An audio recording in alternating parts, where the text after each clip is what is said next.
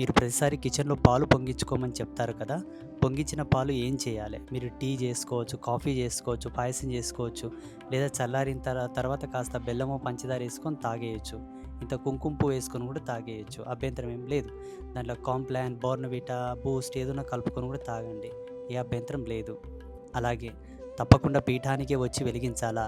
ఏం పర్వాలేదు, మీరు ఎక్కడన్నా వెలిగించుకోండి.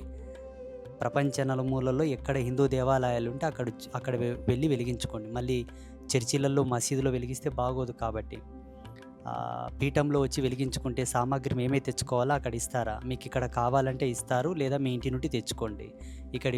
ఇక్కడ తీసుకోవాలనుకుంటే మాత్రం ఉచితంగా ఇవ్వరు. ఎందుకంటే వాటిని తీసుకొచ్చే దాని లోపల ఉండేటటువంటి పాత్రతకు వాళ్ళు కనీసమైన వేతనం చెల్లించుకొని తీసుకోవాల్సి ఉంటుంది. కాబట్టి మీకు ఇక్కడ తీసుకోవాలని ఏం బలవంతం లేదు.